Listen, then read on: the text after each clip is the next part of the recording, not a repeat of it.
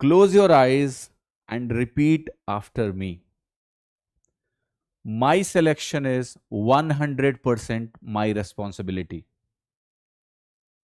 I will take selection by choice, not by chance. से डरना नहीं, करना है. Now let us start this class. Mock 10. इस खूबसूरत से सफर का अंत हो रहा है आज. मैंने आपसे बोला था कि 10 दिन में 10 मॉक टेस्ट करेंगे without gap. Every single day हमने 10 मॉक टेस्ट किए. ये 10वां मॉक आपको आज मिल रहा है, 17 तारीख से लेके 26 तारीख तक. आप सभी को जन्माष्टमी की बहुत बहुत शुभकामनाएं. भगवान श्री कृष्ण से प्रार्थना करूंगा कि हर बच्चे को, हमारे हर बच्चे को, जो भी एग्जाम की तैयारी कर रहे हैं, उन्हें आशीर्वाद दें भगवान, और आप अपना बेस्ट पेपर करके आए. खैर, हमारा आपका साथ खत्म नहीं हो रहा है, रैमॉक सीरीज खत्म हो रही है, बट इसके बाद भी मैं कुछ ना कुछ रिवीजन वीडियोस डालता रहूंगा आपके लिए, सो दैट आपकी तैयारी में कोई गैप ना हो. तो एग्जामो चैनल को अगर आपने सब्सक्राइब नहीं किया है तो प्लीज कर लीजिए, क्योंकि इस चैनल पे अब मैं सुप्रीमली रेगुलर रहूंगा, हमेशा रहूंगा. और अब मैं सिर्फ और सिर्फ एग्जामों पर हूं, मैं किसी और ऑर्गेनाइजेशन के साथ नहीं जुड़ा हुआ हूं. तो आपको इसी चैनल के माध्यम से मैं लगातार पढ़ाता रहूंगा. तो ज़रूर इस चैनल को सब्सक्राइब करिए, अपने दोस्तों, रिश्तेदारों, सबको बता दो कि रैमो सर एग्जामों पर वापस आ चुके हैं. मैथ्स की जो आपकी जर्नी है या फिर तैयारी में जो भी आपको हेल्प चाहिए होगा वो मैं लगातार करता रहूँगा. तो चलिए, today is the last mock and there is something made by the team. Okay, so one thing कि अभी मैंने एक रैमो क्यू सीरीज शुरू करी है. रैमो क्यू में स्पेशल एक क्वेश्चन में डिस्कस करता हूँ एक क्लास में, and they are very helpful for the exams. तो एग्जाम में अगर कोई अच्छा सवाल आएगा, नया सवाल आएगा, तो वो रैमो क्यू उस टाइप की सीरीज है जिसमें हम थोड़ा प्रेडिक्शन करते हैं कि भाई अपडेटेड नए क्वेश्चन क्या आ सकते हैं, क्या नया एग्जामिनर पूछ सकता है. तो ज़रूर फॉलो करिए. बहुत कम टाइम लेता है वो सीरीज, 5 से 10 मिनट के वीडियोज़ होते हैं. तो 2 वीडियो मैं ऑलरेडी डाल चुका हूँ, must watch them. So I hope you enjoyed this journey. Do right in the comment कि आपको कैसी लगी ये series, and this is a very small meme for you all. तो चलिए शुरुआत करते हैं आज के क्लास की. सो पहला सवाल आपसे ये कह रहा है कि भाई एक फील्ड है जिसका शेप रेक्टेंगल का है, लेंथ 60 मीटर की है, चौड़ाई 45 मीटर की है. एक फील्ड के कॉर्नर यानी कोने पे एक पिट है, गड्ढा है. उसमें 12 मीटर लंबा और 9 मीटर ब्रॉड और 12 मीटर डीप पिट खोदा गया है. और इससे क्या हुआ है, जो है, जो भी मटेरियल निकलेगा, वो कह रहा है कि जो अर्थ बाहर आया वो हमने बाकी पोर्शन पे इवनली स्प्रेड कर दिया. आपको बताना है कि जो फील्ड का लेवल राइज करेगा वो कितने से राइज करेगा. तो let us see the question. Question कह रहा है कि भाई देखो, ये रेक्टेंगुलर एक हमारे पास पोर्शन है, और इस रेक्टेंगुलर पोर्शन की जो डायमेंशंस हैं वो 60 बाई 45 है. एक और महत्वपूर्ण जानकारी आपको जाननी है कि इसमें अगर हम पिट की बात कर रहे हैं कि भाई वो पिट कहाँ खोदी गई है, तो वो पिट कुछ यहां पर खोदी गई है. ये पोर्शन है, ठीक है, इस पोर्शन में एक पिट खोद दी गई. तो I am going to write कि भाई ये डायमेंशंस क्या हैं. तो आपको हो गई, ये जो डायमेंशंस हैं ये 12 मीटर लंबी, 9 मीटर ब्रॉड, और बाकी डीप है, ये गहराई है 12 मीटर की. तो ये पोर्शन काट के आपने क्या कर दिया, अलग कर दिया, और इसमें से मिट्टी निकाली आपने. तो वो जो मिट्टी का वॉल्यूम है वो पता है कितना है आपका, 12 इंटू 9, और 12 मीटर गहरा है तो इतना वॉल्यूम हुआ. ठीक है. अब एक चीज देखना कि जो बचा हुआ एरिया है जिसपे इसको हम पाटने वाले हैं, वो एरिया क्या है. आप कहोगे रेक्टेंगल का इनिशियल एरिया है 60 इंटू 45. इसमें से मैं ये एरिया घटाऊंगा 12 9 108. तो ये बचा हुआ एरिया है जिसपे ये वाली मिट्टी हमें पाटनी है. तो मैं ये मान लेता हूं कि h हाइट तक वो मिट्टी पट जाएगी, तो इसको h से गुणा करेंगे तो ये मिट्टी के वॉल्यूम के बराबर हो जाएगा. h की वैल्यू हम यहां से सॉल्व करेंगे, निकल जाएगा 12 into 9 into 12 divided by 60 into 45 minus 108. सीधे काटते हैं यार, 12 से पहले तो कट जाएगा, 12 9 या 108 और 12 पंचे 60, ये वैल्यूज कटी। आप कहोगे अभी 9 से फिर से कट सकता है, 9 एक नम 9, 9 पच्चे 45, तो नीचे आ गया 25 माइनस 1 24 और ऊपर आ गया हमारा 12, तो ये वैल्यू जो आई ये आई आधा। अब ये आधा क्योंकि सारा डेटा मीटर में था, ये आधा मीटर आया, और आधा मीटर में 1 मीटर 100 सेंटीमीटर होता है, तो ये वैल्यू हमारी 50 सेंटीमीटर हो गई। ठीक, अगर आपको कन्वर्जन नहीं करना है तो मत करो। आप कहोगे आधा मीटर यानी 0.5 मीटर। आपको पता है आप मीटर को जब भी सेंटीमीटर में कन्वर्ट करोगे, किसी भी और यूनिट में कन्वर्ट करोगे मीटर को, सेंटीमीटर डेसीमीटर व्हाटएवर, ये डिजिट 5 ही रहेगा, बस दशमलव कभी लेफ्ट में जाएगा कभी राइट में जाएगा, कुछ जीरो लग जाएंगे, अंक तो 5 ही होगा, तो 50 लगा दो सीधे। ठीक है, कोई ज्यादा लोड लेने की जरूरत नहीं है। तो ये आंसर इसका हो गया सी। अगला सवाल दूसरा देखिएगा, इसमें कह रहा है ABCD आपका एक पैरेललोग्राम है, यानी एक समांतर चतुर्भुज है, एरिया 500 है, साइड AB को हम एक्सटेंड करेंगे P तक इस तरीके से कि AB हमारा BP के बराबर होगा, PD हमारा BC को Q पर इंटरसेक्ट करेगा, तो आपको बताना है DQC का एरिया कितना होगा। अब जब ये डायग्राम बनाएंगे तभी तो समझ में आएगा कि भाई ये क्या बातें हो रही हैं इस सवाल में। ठीक है, ऐसे तो आपको कुछ पल्ले पड़ने वाला है नहीं। ऑलराइट, ठीक है, तो मान लेते हैं ये वाला पैरेललोग्राम है आपके लिए, मैंने एक पैरेललोग्राम बना दिया है like this. Now let's see कि क्या कह रहा है इस सवाल में। देखो एक चीज तो ये कह रहा है सबसे पहले कि इस ABCD पैरेललोग्राम में आप B को एक्सटेंड कर रहे हैं किसी पर्टिकुलर पॉइंट P पर। B को हम कहां एक्सटेंड कर रहे हैं, किसी पर्टिकुलर पॉइंट P तक एक्सटेंड कर रहे हैं। Just a second, right. तो अगर हम P पॉइंट तक एक्सटेंड करेंगे तो जरा एक लाइन बना के इसको हम P पॉइंट तक पहले एक्सटेंड कर लेते हैं, कुछ ऐसा हो गया।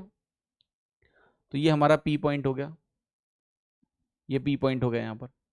अब आपसे कह रहा है कि PD BC को Q पर इंटरसेक्ट करेगा, तो मैं एक लाइन खींच रहा हूं PD, और ये PD हमारा यहां पर जो इंटरसेक्शन होगा ये पॉइंट हमारा बनेगा Q पर इंटरसेक्ट करेगा।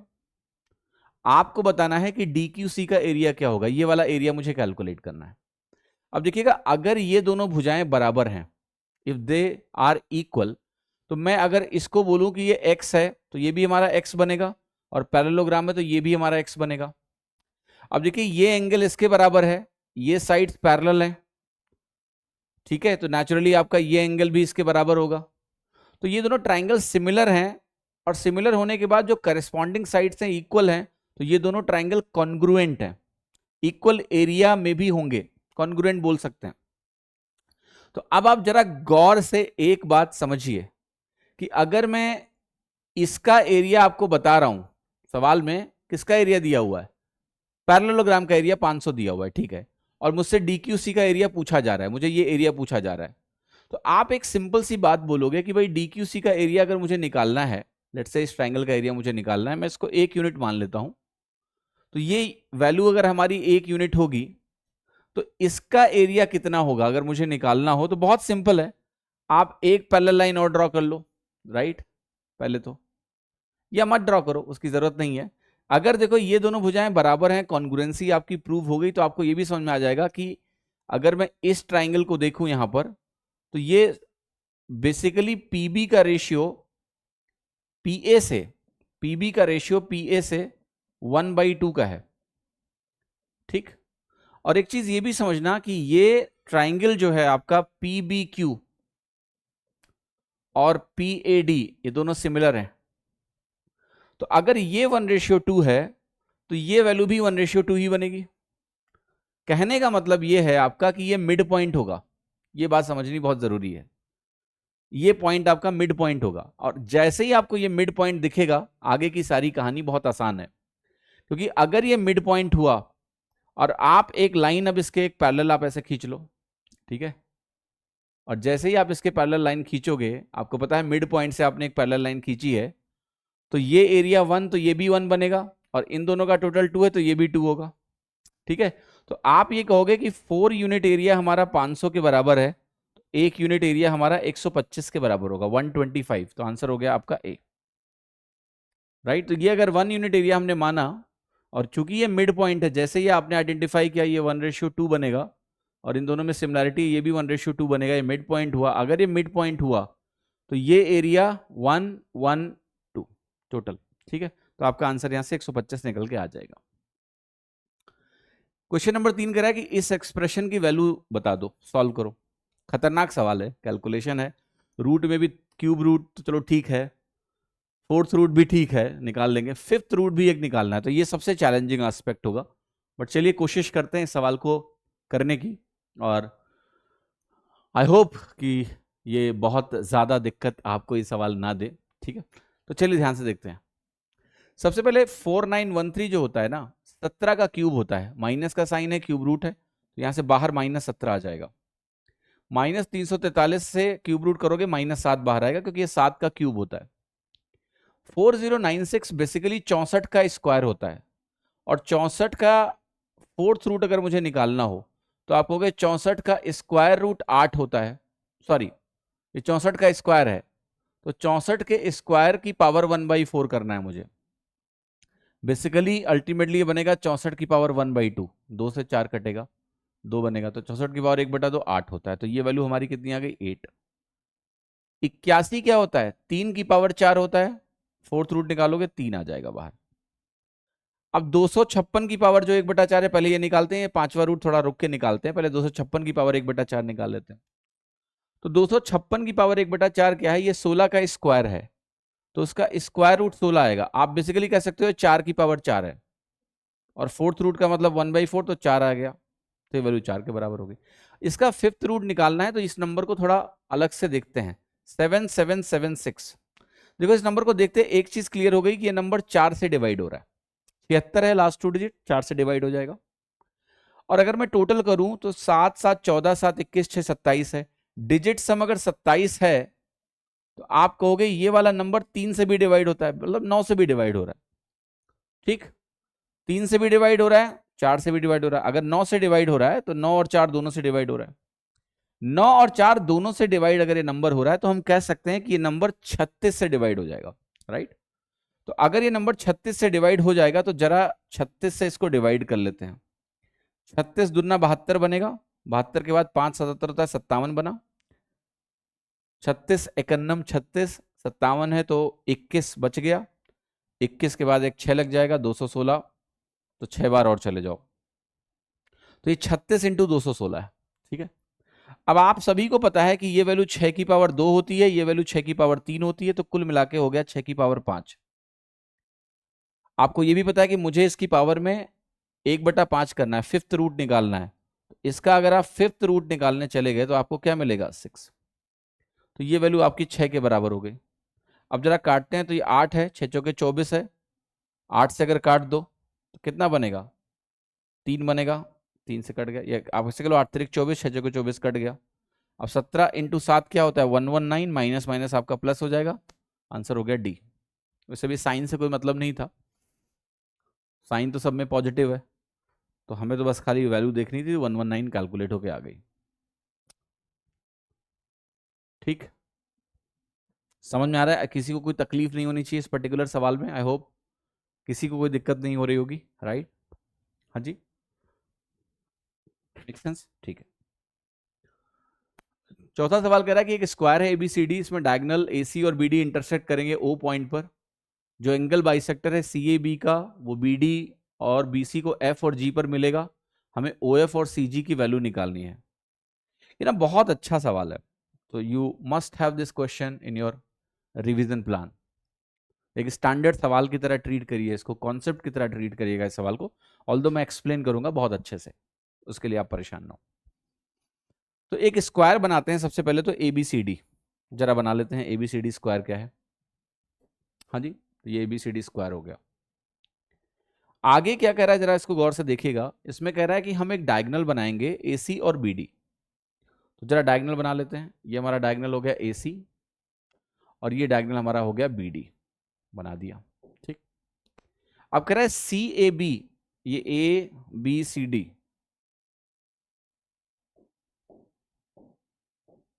ए B C and D, C A B angle का हम एक एंगल बाइसेक्टर लेंगे, तो CAB एंगल का एंगल बाइसेक्टर लेंगे, और एंगल बाइसेक्टर कहीं कुछ जहां जहां मिल रहा है वो भी मेंशन किया गया है, राइट। तो एंगल बाइसेक्टर अगर हम ले रहे हैं तो ये BC को G पॉइंट पे मिल रहा है, यहां ये F पॉइंट पर मिल रहा है, और इसको हमने O बोला है। अब आपसे सवाल ये पूछ रहा है कि OF और CG का रेशियो बता दो, OF और CG का रेशियो बना दो। मजेदार बात बताऊं आपको, ये डायग्राम जब मैंने ड्रॉ किया है, मैंने थोड़ा स्केल्ड डायग्राम ड्रॉ किया है, क्योंकि स्क्वायर को स्क्वायर की तरह पेन से आप बना सकते हो। इवन आप हैंड रिटन बनाओगे ना, मैंने टूल यूज किया था, तो भी आप स्केल में स्क्वायर को स्क्वायर की तरह दिखता हुआ बना सकते हो। एंगल बाइसेक्टर को भी आप देखो, मैंने कोशिश करी है कि एंगल बाइसेक्टर की तरह दिखे, क्योंकि ऐसा करने से ना सवालों में ना थोड़ी विजिबिलिटी आ जाती है। जैसे इस पर्टिकुलर सवाल को आप ROSM अप्रोच से कर सकते हैं। रॉसम अप्रोच क्या होती है? रॉसम अप्रोच बेटा वही रैमो सर की ऑसम अप्रोच। तो इस सवाल को कैसे हम कर सकते हैं? अगर आप ध्यान से देखें OF की लेंथ को और CG की लेंथ को, जस्ट आंखों से देखें और कंपेयर करें, दिख रहा है कि OF हमारा CG से छोटा है, तो A और B गलत हो गए, क्योंकि OF ratio CG, OF CG से तो छोटा ही है, तो पहला बड़ा है दूसरा छोटा है, ऐसा तो हो ही नहीं सकता। अब C और D में आप मुझे बताओ कि इन दोनों का रेशियो क्या 1:2 और 1:4 में क्या संभव है? क्या ये CG की वैल्यू आपको OF की वैल्यू का 4 गुना दिख रही है? साफ साफ नहीं दिख रही है, 4 गुना तो कहीं से भी नहीं दिख रही है। इतनी खराब आंखें तो नहीं है हमारी, इसलिए इसका उत्तर क्या होगा? C। बिना सॉल्व किए हुए मैंने आंसर लगा दिया। देखो ये विजुअल अप्रोचेस हैं, सवाल में ट्रेडिशनली अभी इसको करेंगे, बट आपको ये समझना है कि कुछ सवालों में आपकी स्मार्ट थिंकिंग आपको उत्तर दे देती है, भले ही वो सवाल नया हो और आपने ना देखा हो। जरूर मुझे कमेंट में बताइएगा कि ये आपका रॉसम अप्रोच कैसा लगा क्वेश्चन नंबर 4 का। अब मैं ट्रेडिशनल मेथड पे भी आता हूं, सो दैट आपको सेटिस्फैक्शन हो इस बात का। तो ट्रेडिशनल मेथड में आएंगे, थोड़ा कॉन्सेप्ट रिवीजन भी होगा आपका। तो देखो सबसे पहले आपको यह समझना है सभी लोगों को कि ये तो 45 डिग्री का कोण बनेगा ही बनेगा, क्योंकि ये विकर्ण है, डायगोनल है। आपको यह भी पता है कि ये एंगल 22.5 बनना है, तय है, क्योंकि ये एंगल बाइसेक्टर ड्रॉ किया है हमने इस वाले 45 का, तो ये भी आपका 22.5 एक तरह से मैं लिख देता हूं। आपको एक बात और बताना है, ये एंगल क्या बनेगा? अगर ये 45 है और 22.5 है, तो ये एक्सटीरियर एंगल हो गया, तो आपको ये हो गया 67.5 हुआ। यस और नो? सभी को ध्यान से देखना है। यस। और आप मुझे बताइए कि अगर मैं इस एंगल को 90 देखूं पूरा, ये 90 है, और ये वाला एंगल 22.5 है, तो ये वैल्यू क्या बनेगी? ये भी आपकी 67.5 बनेगी। ये दोनों बराबर होंगे आइसोसेलेस ट्राइंगल की वजह से, दे आर इक्वल। ये मैंने डायग्राम में इसलिए लिखा है क्योंकि हो सकता है कुछ सवाल में कभी यही पूछ लिया जाए कि BF का रेशियो BG से क्या होगा। तो BF और BG इक्वल होंगे। अगर मैं BF और BG आपसे पूछ लूं, एग्जाम में ये भी सवाल आ सकता है, तो ये वैल्यू 1:1 ही होगी। मैंने प्रूफ करके आपको दिखा दिया कि BF और BG हमारे बराबर यानी इक्वल होने वाले हैं। अब आगे बढ़ते हैं और कुछ और यूज कर सकते हैं। अब हम आते हैं एंगल बाइसेक्टर थ्योरम यूज करेंगे, ध्यान से देखिएगा। तो मैं कहूंगा कि मेरा जो AO का रेशियो जो AB से होगा, वही रेशियो मेरा OF का रेशियो FB से होगा। यस और नो? क्या वैल्यू होगी? आप कहोगे अगर मैं इस भुजा को 2A मान लूं, और मैं 2A क्यों मान रहा हूं? ताकि ये हाफ लेंथ हमारी A√2 हो जाए। अगर मैं A मानूंगा तो ये A/√2 होगा, मजा नहीं आएगा। तो मैंने लेंथ को 2A माना ताकि ये हाफ लेंथ A√2 हो जाए। तो आप कहोगे ये वैल्यू आपकी हो गई A√2 अपॉन 2A, ये इसके बराबर हो गया। अब आते हैं दूसरी इक्वेशन पे, राइट। तो दूसरी इक्वेशन क्या बनेगी बेटा? दूसरी इक्वेशन बनेगी कि मैं ABC ट्राइंगल को देखूंगा, या ट्राइंगल आप ACB बोल दें, ये भी ट्राइंगल आपकी क्या है? ये एंगल बाइसेक्टर वाली लाइन है जो G पर काट रही है। तो आप यहां लिख सकते हैं कि AC और AB का जो अनुपात है, AC और AB का जो अनुपात है, ये किसके बराबर है? तो आप कहोगे ये अनुपात हमारा CG/GB है। तो ये अनुपात हमारा CG/GB के बराबर है, राइट। अब आप कहोगे कि भाई देखो AC की वैल्यू हमको मालूम है, AC पूरा डायगोनल 2√2a के बराबर होगा इस केस में, डिवाइडेड बाय जो AB हमारा है ये 2a के बराबर है, तो ये वैल्यू आ गई। मैं 2 से 2 चाहूं तो काट दूं। अब देखो ध्यान से, आप इतना पार्ट यहां से देखो और इतना पार्ट यहां से देखो, और इन दोनों को अब मैं डिवाइड करूंगा। ये ध्यान रखना कि FB और GB बराबर हैं, है कि नहीं है? FB और GB बराबर है, मैं यहां लिख चुका हूं। तो ये दोनों जगह क्या है, सेम ही चीज है। तो अगर मैं इन दोनों इक्वेशन को डिवाइड करूंगा तो OF बटा CG मुझे मिल जाएगा, OF बटा CG मुझे मिल जाएगा। और OF बटा CG की वैल्यू कितनी होगी जरा बताओ? आप कहोगे ऊपर ये वैल्यू हमारी आएगी √2a बटे 2a, और ये उल्टा होके ऊपर आ जाएगा a बटे √2a। एक तरह से बेसिकली आपको a लिखने की जरूरत है नहीं, क्योंकि a तो यहां से कट ही जाएगा, a यहां से भी कट जाएगा ultimately. So you can directly right like this. ये वैल्यू मेरी 1/√2 है, 1/√2 इंटू ये वैल्यू भी आपकी बनेगी सिंपली √2, है ना? तो ये √2 इसके नीचे आएगा, ये भी 1/√2 ही लिखा जाएगा, क्योंकि ये √2 जो न्यूमरेटर में है डिवाइड करने पे नीचे आ जाएगा, तो ये वैल्यू 1/2 आ गई। तो आपको फाइनल रिजल्ट मिल गया, OF बटा CG 1/2 है। बट कैन यू सी कि हम ऑब्जर्वेशन से ही सीधा उत्तर इसका लगा रहे थे कि हमारा आंसर क्या था, 1:2, just by pure observation, right? आते हैं क्वेश्चन नंबर 5 पे। आपको बताना है कि इस एक्सप्रेशन का मान क्या होगा जो आपके सामने दिया हुआ है। जब भी आंसर कांस्टेंट हो वैल्यू डाल सकते हैं, सिवाय इसके कि हमारा क्वेश्चन अनडिफाइंड ना हो। तो अगर आपको यहां कोई वैल्यू डालनी है तो आप थीटा को 90 नहीं डाल सकते, पर क्या आप थीटा को 0 डाल सकते हैं? यस, 90 इसलिए नहीं डाल सकते क्योंकि tan मौजूद है। पर क्या मैं थीटा को 0 डिग्री डाल सकता हूं? आप कहोगे सर बिल्कुल जबरदस्त तरीके से। थीटा को 0 डालेंगे तो 1 - 2 × 0 बनेगा, यहां पर आपकी वैल्यू आ जाएगी 1/1 प्लस 1/1। आपका आंसर क्या आ गया? 2। सी करेक्ट हो गया, वैल्यू पुटिंग से सवाल हो गया। तो आंसर अगर कांस्टेंट है तो वैल्यू आप डालो आसान से, क्योंकि ऑप्शन में तो वैल्यू डाली नहीं है, मैं क्वेश्चन में डालनी है, डाल के चेक कर लेंगे सीधे। इसको आप ट्रेडिशनली ना करो चल जाएगा, बट एक बार ट्रेडिशनली भी कर लेते हैं इस सवाल को। तो जो 1 - 2 sin² थीटा है, इसको हम cos 2 थीटा के नाम से जानते हैं। जो अंदर एक्सप्रेशन है इसमें मैं LCM लेके अगर कंबाइन करूं तो 1 - tan² थीटा बनेगा, ऊपर 1 + tan थीटा का होल स्क्वायर, यहां +1 - tan थीटा का होल स्क्वायर। अगर आप कंबाइन करोगे तो ये वैल्यू बनेगी twice of 1 + tan² theta. Yes, 2 यहां आ जाएगा, ये वैल्यू हो गई cos 2 थीटा इंटू ये जो वैल्यू है ना, आपको बहुत ध्यान से देखना है, ये वैल्यू को आप पहचानते होगे। मैं 1 + tan² थीटा को अगर नीचे लाऊं तो ये भी cos 2 थीटा का फॉर्मूला होता है। कट गया, आंसर क्या आ गया? 2। ट्रेडिशनली भी आसानी से हो रहा है, बट स्टिल यहाँ वैल्यू पुटिंग बहुत फास्ट है, क्योंकि थीटा बराबर 0 डिग्री चल रहा है। tan थीटा 0 हो जाएगा, sin थीटा 0 हो जाएगा, आसानी से सॉल्व होकर आंसर आ जाएगा। छठवां सवाल, आपको अंतर बताना है कंपाउंड इंटरेस्ट और सिंपल इंटरेस्ट में। जब हमारा सम, इतना सम 4 साल के लिए इंटरेस्ट किया जाए 16.2/3% पर एनम पर। देखिए ये डेटा दोबारा आ गया, क्यों आ गया? क्योंकि मेरा मन है कि आप इस वैल्यू को याद कर लें, ठीक है? तो अभी हमने देखा था ना, ये वैल्यू 6⁵ के बराबर थी, 777 अभी इसका 5th रूट निकाला था एक सवाल में, ठीक है? तो वैसे ही 6⁵ है value. Okay, that is given to us anyway. तो हमें CI और SI का अंतर निकालना है, और जो रेट परसेंटेज यहां पर दिया है ना बेटा, वो दिया है 1/6, फ्रैक्शन में 1/6 है। क्या है? 1/6 है। तो अब एक काम करते हैं, CI - SI की जो गणना करनी है हमको, जो आंसर निकालना है, कर लेते हैं। तो आप चाहो तो इसी वैल्यू से स्टार्ट कर लो कि भाई ये 6⁵ है, पहले 1/6 करेंगे।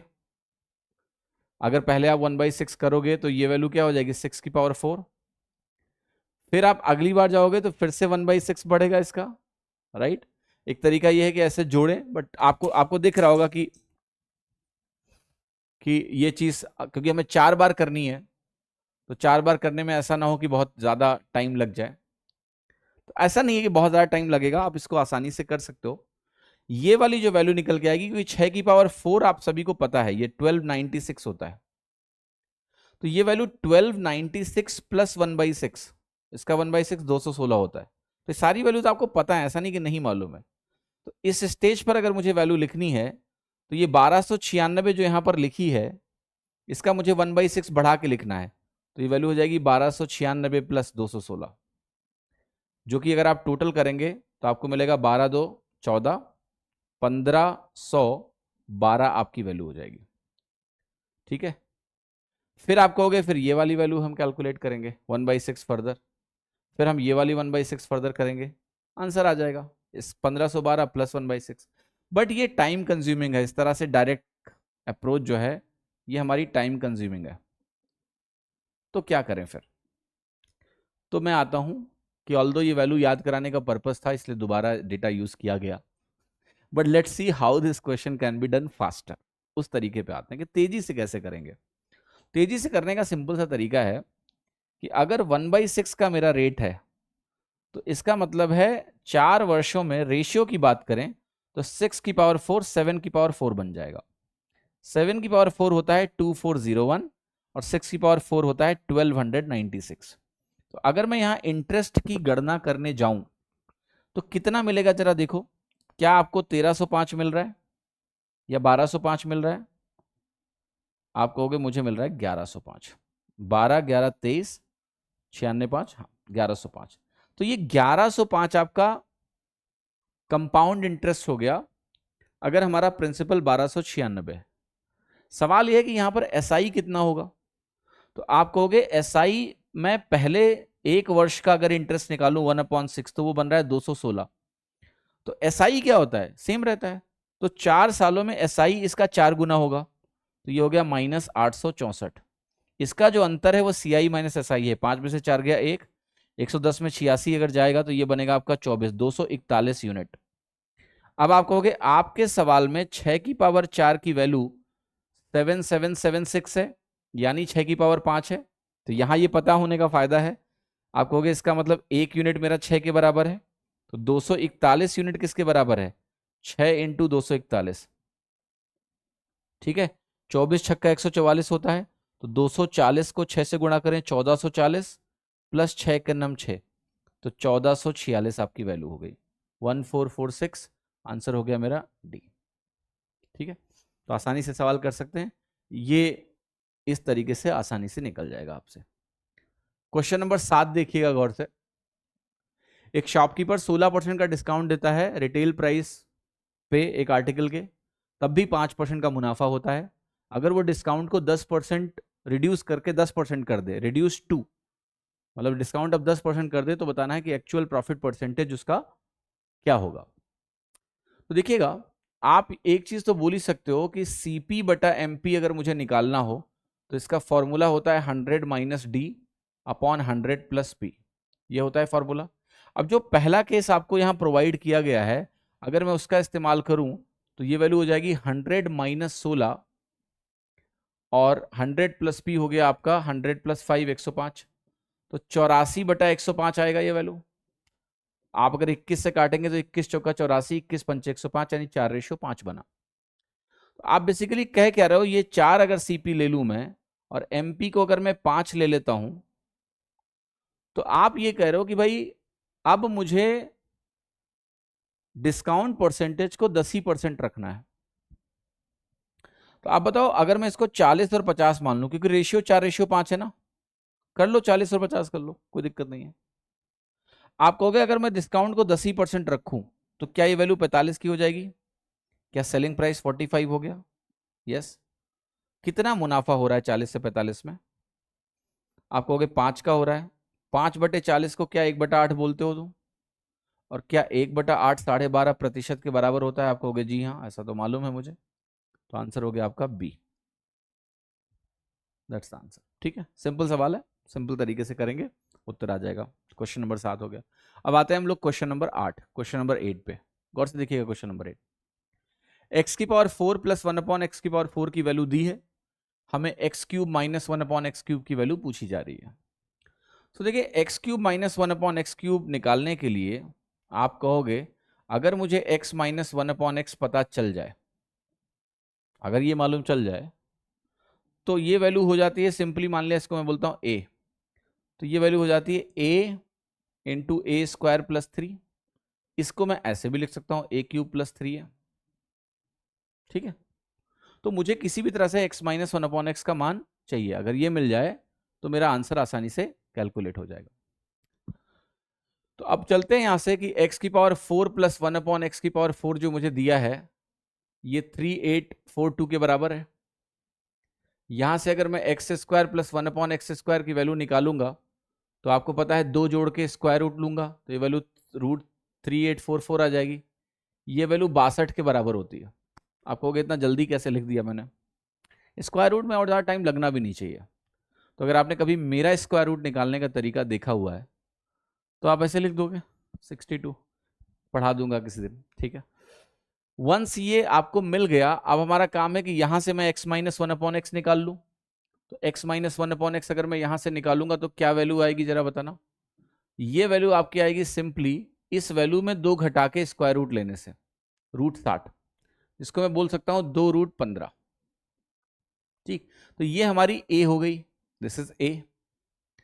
अब अगर मुझे x cube minus one upon x cube निकालना है तो आप बताओ क्या आएगा। आप कहोगे आपकी वैल्यू आएगी ए यानी 2 रूट 15 और यहां अंदर है ए का स्क्वायर, इसका स्क्वायर 60 ही आएगा, है ना। तो ये हो गया 60 प्लस 3, 63 दूना कितना हो गया 126 रूट 15। 126 रूट 15 आपका आंसर क्या दे देगा, A becomes the right answer and I hope all of you are clear.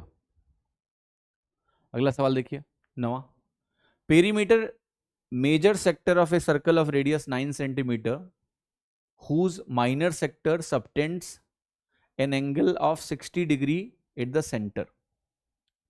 तो पहले तो ये समझना है भैया हमको कि किसी भी पर्टिकुलर सेक्टर का पेरीमीटर कैसे निकलेगा। तो मैं सबसे पहले ये बोलूंगा कि सवाल को ऐसे बना लेते हैं, तो यहां जिस सेक्टर की बात कर रहा है हमसे वो भी समझते हैं कौन सा सेक्टर है। तो ये हमने एक 60 डिग्री का कोण यहां बना दिया, तो ये 60 डिग्री हो गया, तो ये वाला कोण हमारा 300 डिग्री का हो गया। ठीक है, अब हमें किसका पेरीमीटर चाहिए, सरकमफरेंस चाहिए, पेरीमीटर किसका निकालना है जरा निकालते हैं, समझिएगा। सो इसेंशियली हमें पेरीमीटर चाहिए मेजर सेक्टर का, तो मैं इतना डायग्राम बना देता हूं, मुझे इसका पेरीमीटर चाहिए। सवाल में क्या क्या दिया है, सवाल में मुझे रेडियस दिया है 9, तो ये 9 और 9 हो गया। ठीक है, रेडियस दिया हुआ है मुझे 9 और 9, तो ये 9 हो गया, ये भी 9 हो गया, राइट। और एक सेकेंड, जरा इस पोर्शन को हटा देते हैं सो दैट आपको समझ में आए निकालना क्या है। तो ये 60 वाला पोर्शन निकल गया, तो ऊपर हमारा क्या बना 300 वाला पोर्शन। तो आप जरा देखिए, तो आप ये कहोगे कि देखो 9 और 9 18, ये तो आना ही आना है, बट 18 18 कई जगह लिखा हुआ है, 18 में घटेगा भी नहीं, जुड़ेगा, क्या जुड़ेगा ये पोर्शन। अब आप ध्यान से देखें, ये जो 60 डिग्री वाला पोर्शन हटा है और जो ये 360 डिग्री वाला पोर्शन टोटल है, ठीक है, तो ये 300 डिग्री का पोर्शन है, हम इसको बोल सकते हैं ना कि 5:1 का रेशियो है। तो मेजर सेक्टर और माइनर सेक्टर का पेरीमीटर 5:1 में होगा क्योंकि एंगल 5:1 में है। तो आप कहोगे टोटल जो 6 यूनिट है इसका पेरीमीटर कितना होगा, तो आप इसको ऐसे लिखिए +5/6 इंटू 2πr। 2πr पूरे का है, उसका 5/6 मुझे यहां देना है, तो 9 मैंने यहां लिख दिया, 2 से काटेंगे 2 तिहाई 6 बनेगा, 3 त्रिका 9 बनेगा, तो ये वैल्यू हो गई 18 + 15π। तो 18 + 15π आपको यहां दिया हुआ है ए ऑप्शन। हाँ जी, आप आसानी से लगा सकते हैं easily. Question number 10, average mark एक क्लास का 30 स्टूडेंट का 82 है। कह रहा 10 लड़के जिनका औसत 80 है वो छोड़ के चले गए। एक ग्रुप ऑफ आया 5 लड़कों का, उनका जो औसत मार्क है वो 90 है, क्लास में आते हैं वो। What is the new average score of the class. ठीक है, तो देखो क्वांटिटी जो मुझे दी हुई है, राइट, मैं इसका सीधा इस्तेमाल कर सकता हूं क्योंकि यहां पर डेटा बहुत आसान है। तो आप कहोगे पहले टोटल है 30 इंटू 82, इसमें से 10 लोग चले गए, कितने का औसत लेके, 80 का औसत लेके चले गए, तो इतना कम हो गया टोटल में। फिर 5 लोग आ गए 90 लेके, 30 लोग थे, 10 गए 5 आए, तो अब कितने हैं, 25 हैं। 30 में से 10 20 और 5 25। ये मुझे सॉल्व करना है। तो आप कहोगे ये 82 को मैं 3 से गुणा कर लेता हूं, तो ये बनेगा 2460 माइनस 800 प्लस ये वैल्यू है आपकी 450/25। ये मुझे सॉल्व करना है। तो इसको कैसे सॉल्व करेंगे, तो कहोगे आप 2460 ये है, और 2460 में अगर मैं इसको जोड़ दूं लेट से 450 को, तो ये 910 बन जाएगा। ठीक है, 2910 में अगर मैं 800 घटा दूं तो ये 2110 हो गया बटे 25। और 1/25 क्या होता है आपको पता है, 0.04 होता है। आप 4 से गुणा करके ये कर सकते हैं, और कभी 25 से डिवाइड करना, 4 से गुणा करके 100 से डिवाइड कर लो। आप यहां से देख लीजिए आपको वैल्यू क्या मिलेगी, 84.4। आंसर आ गया आपका सी। ये तरीका नंबर 1 है। अब मैं आता हूं दूसरा तरीका बताता हूं जो शायद आपको ज्यादा मजेदार लगे। दूसरा जो तरीका है उसको बहुत गौर से देखिएगा। Very interesting method I am going to discuss. तो दूसरा तरीका ये है ऐसा कुछ। दूसरे तरीके में हम क्या करेंगे, हम कहेंगे कि भाई 30 लोग हैं, फिर 10 लोग गए, फिर 5 लोग आए। यही खेल हो रहा है। ठीक है, आप जरा देखिएगा यहां जो औसत दिया है ये 82 दिया हुआ है, यहां 80 है ये, और ये क्या है 90। अब ध्यान से मुझे बताओ कि अगर मैं औसत 82 से शुरू करूं, ठीक, मैं 82 को ही इस पूरे ग्रुप का औसत मानता हूं, तो 82 औसत मान लिया मैंने, तो ये 30 लोगों का डिविएशन तो कुछ होगा नहीं। जो 10 लोग 80 लेके गए, वो ग्रुप में कितने का डेविएशन छोड़ गए, जरा आप मुझे बताओ। तो आप ये कहोगे कि हर व्यक्ति 2 छोड़ के गया है यहां एक्स्ट्रा, तो क्या उससे 20 का सरप्लस क्रिएट होगा। यस, 10 दूना 20, क्योंकि 10 लोग गए 80 लेके गए, 82 लेके नहीं गए, तो 20 का सरप्लस क्रिएट हुआ। और जो लोग 5 लोग 90 लेके आए वो एवरेज से 8 एक्स्ट्रा लेके आए, तो 8 पंचे 40 का सरप्लस और क्रिएट हुआ। ये कितने लोगों में बांटना है मुझको, आप कहोगे 25 लोगों में। क्यों, क्योंकि 30 माइनस 10 और 5 25 लोग बचे हैं। तो आंसर हो गया 82 प्लस 60/25। ठीक, 60/25 क्या होगा, वही कहानी। 25 को हम 100/4 लिख के 4 से गुणा करके 100 से डिवाइड कर दें, तो 82 प्लस 2.4, ये हो गया आपका 84.4। तो यहां छोटी छोटी वैल्यू से हम डील कर रहे हैं। मैं इसको बोलता हूं मेथड 1, मैं इसको बोलता हूं मेथड 2। आप सभी लोग मुझे कमेंट करके बताना कि क्वेश्चन नंबर 10 में आपको कौन सा मेथड बेहतर लग रहा है, मेथड 1 या फिर मेथड 2। ठीक है, बताइएगा मुझे जरूर कमेंट में। 11वां सवाल आपसे कह रहा है कि एक रेगुलर पिरामिड है, उसका बेस स्क्वायर का है, हाइट 11 है, साइड बेस का 7 है, वॉल्यूम पिरामिड का एक स्फेरिकल बॉल के बराबर है। तो मैं बताना है उस बॉल की रेडियस कितनी होने वाली है, ये हमें बताना है। तो कैसा दिखेगा आपका स्क्वायर पिरामिड अगर आप बनाने गए तो। ठीक है, तो स्क्वायर पिरामिड, पिरामिड स्ट्रक्चर कुछ ऐसा ही होता है भाई, है ना। इस तरीके का बनेगा आपका पिरामिड स्ट्रक्चर। ठीक है, आपको क्या दिया हुआ है, हाइट 11 दी है, बेस 7 दिया, तो ये 7 हो गया। और अगर हाइट मुझे 11 दी है, तो मैं इस पोर्शन को बोलूंगा ये कि ये मेरी हाइट है, and this has been given is 11। तो पिरामिड का वॉल्यूम क्या होता है, 1/3 into base area into height, ये वॉल्यूम होता है पिरामिड का। और इसको मुझे 4/3 पाई आर क्यूब के बराबर करना है, क्योंकि एक स्फेयर के वॉल्यूम के बराबर करना है। ये वैल्यू हो जाएगी 1/3, बेस एरिया यहां बनेगा 49, हाइट आपको दी है 11, ये वैल्यू हो गई 4/3 पाई इंटू आर क्यूब। 3 से देखो 3 कट गया, क्लियर।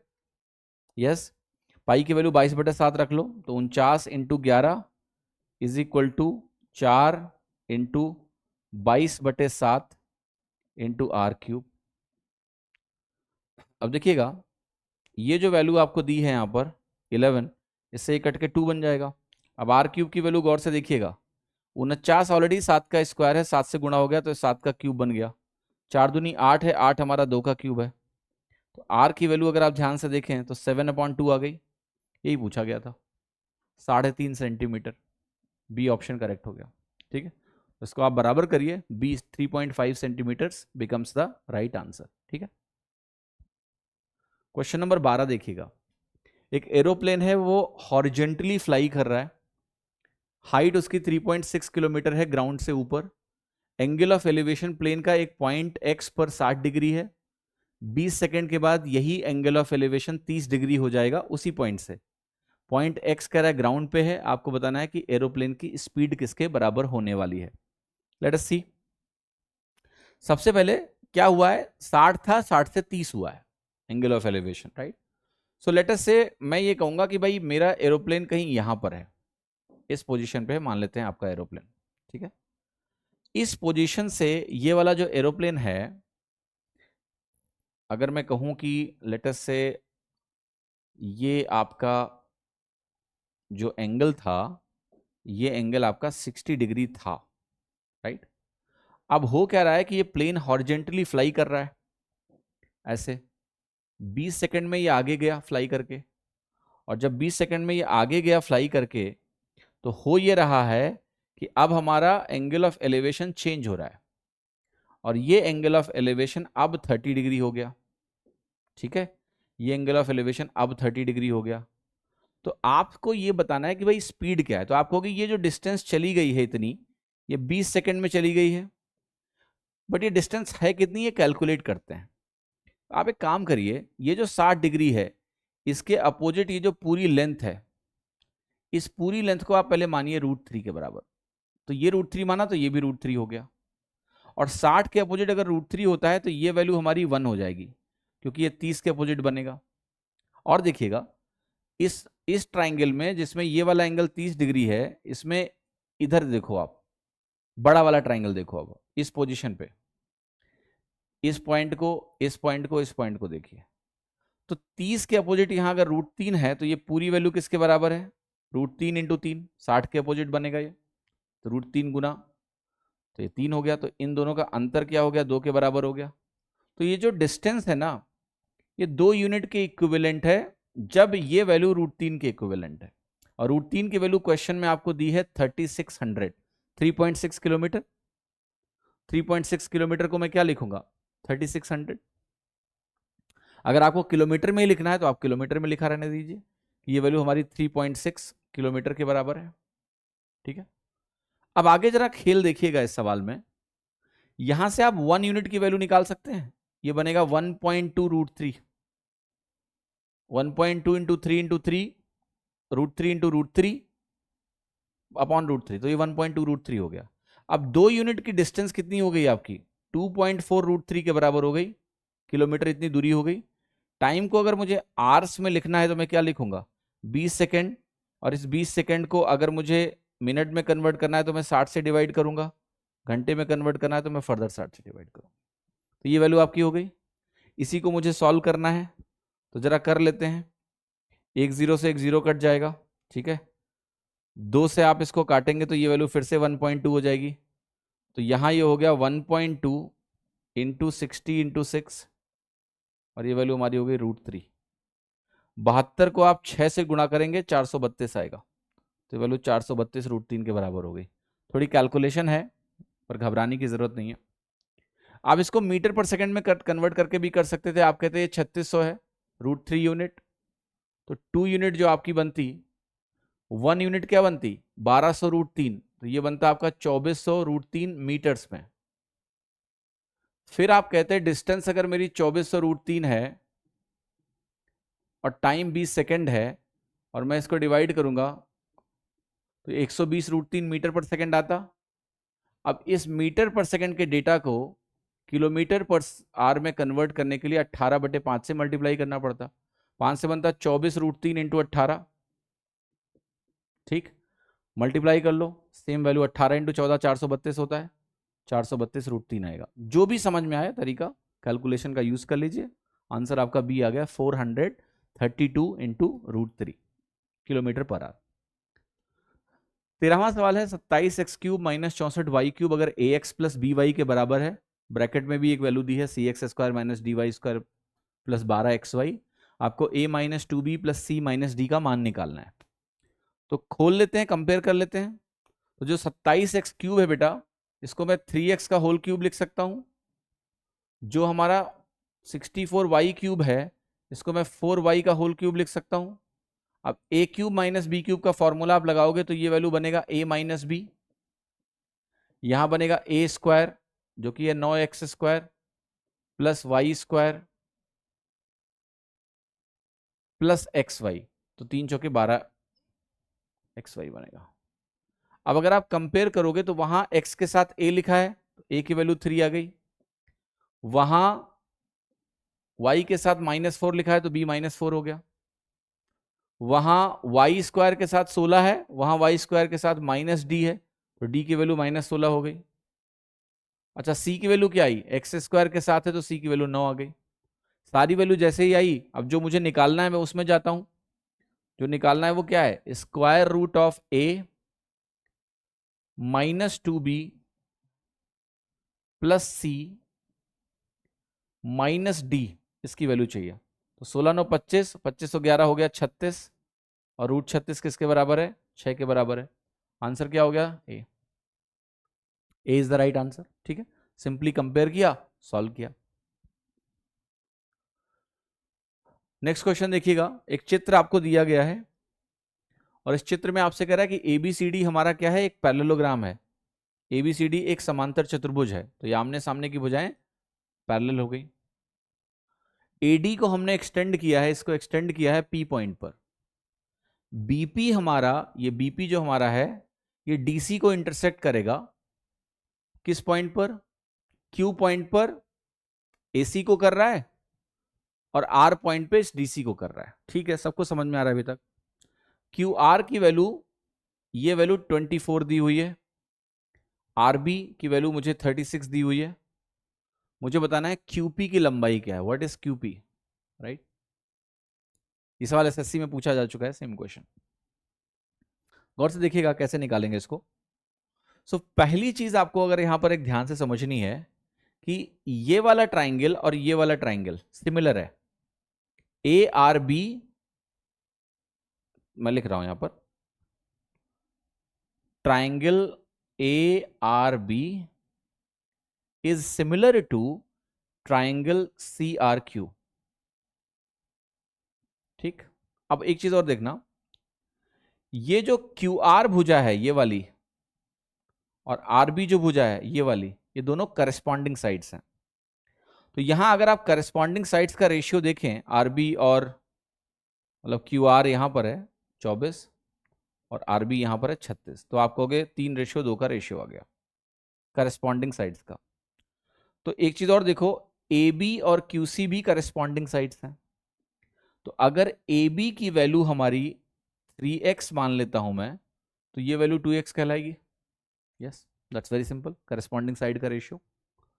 अब पैरेललोग्राम में अगर AB 3x है और DC भी 3x ही होगा, आमने सामने की भुजा बराबर होती है। QC अगर 2x है तो क्या ये वैल्यू x होगी, आप कहोगे बिल्कुल। अब एक बात आप लोग और ध्यान से सुनिएगा, और वो ये है कि जो ट्राइंगल आपका बनेगा PDQ ट्राइंगल, ये सिमिलर होगा ट्राइंगल PAB से। क्यों, बहुत सिंपल है, ये तो आप उस्ताद ही हो गए, ये तो पैरेलल इसके हो ही गया। अब अगर ये पैरेलल हो गया तो DQ लाइन अगर AB के पैरेलल हो गई तो ये PDQ और PAB हमारे सिमिलर हो गए। अब सिमिलर होते ही एक और चीज गौर से देखिएगा, जो कि आप कहोगे कि PQ DQ का AB से रेशियो 1:3 है, ये रेशियो 1:3 है। अगर ये रेशियो 1:3 है तो नेचुरली हमारा PQ का रेशियो पीबी से क्या होगा? पीक्यू का रेशियो अगर मैं पीबी से निकालूंगा, एक मिनट सॉरी, पीक्यू का रेशियो अगर आप पीबी से निकालेंगे तो ये वैल्यू भी 1:3 निकल के आ जाएगी, सेम रेशियो होगा बिकॉज ऑफ सिमिलैरिटी। तो पीक्यू का पीबी से रेशियो 1:3 आ गया। अब बस एक चीज बता दो कि पीक्यू की वैल्यू और पीक्यू और पीबी का अंतर क्या है। पीबी में से अगर पीक्यू घटाओगे तो आपको मिलेगा क्यूबी, डिफरेंस क्यूबी है, और यहां डिफरेंस 2 यूनिट है, और वो वैल्यू आपको वहां पर दी है 60। पीक्यू मेरा 1 यूनिट है, 2 यूनिट अगर 60 है तो 1 यूनिट हमारा 30 के बराबर आएगा, 30, और 1 यूनिट अगर 30 के बराबर आएगा तो आपका जो पीक्यू है दिस इज 30, राइट। क्योंकि ये पीक्यू का रेशियो पीबी से 1:3 का है, तो हम कह रहे हैं पीक्यू का रेशियो क्यूबी से 1:2 का है। 2 यूनिट अगर 60 है तो 1 यूनिट 30 के बराबर हो गया, सी ऑप्शन। तो ये आपका पीवाई क्यू है, तो ये सवाल तो आना ही चाहिए। एक थीफ है, चोर है, उसको पुलिसमैन ने देखा 500 मीटर दूर है। पुलिसमैन ने दौड़ना शुरू किया, चोर ने भी दौड़ना शुरू किया। ये मानते हुए कि चोर की जो स्पीड है वो 15 किलोमीटर प्रति घंटे है, आपको बताना है कि अगर पुलिसमैन की स्पीड 20 हो तो डिस्टेंस जो पुलिस कवर कर लेगा चोर को पकड़ने के पहले वो कितना है बता दो। तो देखिए ये जो अंतर है ये हमने कहा 500 मीटर के बराबर है, 500 मीटर के बराबर है, लिख लो। इसकी स्पीड क्या है? 20 किलोमीटर पर आवर। इसकी स्पीड क्या है? 15 किलोमीटर पर आवर। अब देखिएगा जिस भी पॉइंट पर ये पकड़ेगा इसको, मान लेते हैं यहां, उस पॉइंट पे जो पुलिस दूरी चलेगा मान लेते हैं x है, और जो चोर दूरी चलेगा वो y है। इन दोनों का जो अनुपात होगा वो क्या होगा? क्योंकि टाइम जब ये चला, दोनों चले, ये यहां से यहां पहुंच गया, ये यहां से यहां पहुंच गया, दोनों के लिए टाइम सेम है। टाइम जब सेम होता है तो स्पीड रेशियो डिस्टेंस रेशियो के बराबर होता है। तो अगर डिस्टेंस ये x और y चल रहे हैं तो वही होगा जो इनके स्पीड का रेशियो है। ये वैल्यू आपकी आ गई 5 के 20, 5 3 15। x और y का जो अनुपात आया वो क्या आया? 4:3 आ गया। दूसरी बात सुनिएगा, इनके बीच का अंतर जो 1 यूनिट है ये क्या है? वो यही है, क्योंकि जब पुलिस चोर को पकड़ेगा तो उसको चोर से 500 मीटर ज्यादा चलना पड़ेगा तभी पकड़ पाएगा। तो जो अंतर है इनके बीच का 1 यूनिट, यही तो 500 मीटर के बराबर है। तो इसका सिंपल सा मतलब ये हो गया कि अगर पूछ रहा है कि कितना पुलिस चला है चोर को पकड़ने के लिए, तो वह है 4 × 500। 500 का मतलब आधा किलोमीटर होता है, तो ये 2 किलोमीटर आपकी वैल्यू आ गई कि 2 किलोमीटर चल के पकड़ेगा। आंसर हो गया आपका डी। बेसिक प्रोपोर्शनैलिटी पे बेस्ड ये क्वेश्चन है, डी 2 किलोमीटर आपका बिल्कुल सही उत्तर है। 16वां सवाल देखिए, एक कार्य को करने के लिए एक्स को 4 गुना समय लगता है as long as y and z together takes, z को 5 गुना समय लगता है वाई और एक्स जितना समय लेते हैं उसका। तीनों एक साथ इस काम को 10 दिन में कर सकते हैं। कितना समय एक्स और जेड को लगेगा इस काम को एक साथ करने में? देखते हैं, सिंपली सवाल होगा। कैसे? देखो, अगर आप मुझसे ये कह रहे हैं कि x को y और z की तुलना में 4 गुना समय लगता है, तो मैं ये कहूंगा कि x की एफिशिएंसी y प्लस जेड की एफिशिएंसी का 1/4 है, ये लिख सकते हो आप। फिर आप कह रहे हो कि z को अगर 5 गुना समय लगता है y और x की तुलना में, तो मैं कहूंगा z की एफिशिएंसी y प्लस एक्स का 1/5 है, ये लिख सकता हूं। आपको अगर ठीक है, आगे मैं बोलूंगा कि देखो यहां पर अगर मैं इन दोनों का टोटल करूं x plus y plus z, तो क्या वो 5 आ रहा है? यहां पर भी अगर मैं इन दोनों का टोटल करूं x plus y plus z, तो क्या ये 6 आ रहा है? आपको हो गया यस। लेकिन ये दोनों वैल्यूज तो x plus y plus z है, यस। तो इनको बराबर कैसे करें? तो आपको इनको बराबर करने के लिए बहुत सिंपल है, इसको 6 से गुणा करते हैं तो ये बनेगा 6/24। इसको 5 से गुणा करते हैं तो ये बनेगा 5/25। मैं कहूंगा चलो इतना भी कर लिया। अब तो अब आप कहोगे यहां x की वैल्यू हो गई 6, यहां y की वैल्यू कितनी हो गई? आप कहोगे निकालते हैं। z की वैल्यू यहां हो गई 5, और अगर z हमारा 5 हो गया, x हमारा 6 हो गया, टोटल 30 बनाना है हमको, 24 6 30 आप देख लो, या फिर आप x की वैल्यू यहां रख दो जो कि 6 है, टोटल 25 बनाना है तो 19 हो जाएगा ये, आप देखो टोटल 30 ही आएगा। तो ये इनकी एफिशिएंसीज का रेशियो मिल गया आपको। अब ये भी दिया कि तीनों मिलके 10 दिन में ये काम कर लेते हैं, तो तीनों की जो कंबाइंड एफिशिएंसी है वो 30 है। इससे अगर 10 दिन में ये काम करते हैं यानी 300 यूनिट का हमारा काम है, और इस 300 यूनिट के काम को अगर मुझे x और z से मिलके कराना है तो इसका टोटल है 6 5 11, 11 से डिवाइड कर लीजिए, तो ये वैल्यू आ गई आपकी 300/11। आपको ध्यान होगा 3/11 क्या होता है, 27.27, 27 से शुरू होगा मेरा आंसर, बी हो गया। आप चाहें तो डिवाइड भी कर लें, तो 11 दूना 22 बनेगा, 80 है, 11 से 77 हो गया, 3/11, 27 3/11 आपका आंसर हो गया बी। तो B is the right answer. ठीक, अगला सवाल है 17वां, कह रहा है एक वेसल में 56 लीटर सॉल्यूशन है, मिल्क और वाटर का रेशियो है 5:3, 16 लीटर सॉल्यूशन हम बाहर निकालेंगे, 10 लीटर पानी इसमें जोड़ देंगे, मिला देंगे, तो बताना है कि मिल्क और वाटर का रेशियो रिजल्टेंट मिक्सचर में क्या होने वाला है। हाँ जी, क्या होने वाला है। अब देखिए, मुझे कहना तो नहीं चाहिए कि इसका आंसर सीधे लगा सकते हैं, बट कहना पड़ेगा। ठीक है, कहना पड़ेगा कि आंसर इसका डी के अलावा कुछ हो ही नहीं सकता। यह है आपका रॉसम मेथड, राइट। क्यों ऐसा होगा जरा इसको समझिएगा। देखिए, मैं आपके ट्रेडिशनल अप्रोच की बुराई नहीं करता हूं, मैं ये कह रहा हूं सिंपली कि जहां पॉसिबल हो ना, फुल टॉस है तो छक्का लगा लो ना, उसके लिए रॉसम मेथड चाहिए तो मेरा रेमो सर का ऑसम मेथड देखो कैसे लगाया मैंने। मैं ये कह रहा हूं कि भैया जो मिल्क और वाटर का रेशियो तुम्हारे पास है 5:3 का है, ठीक,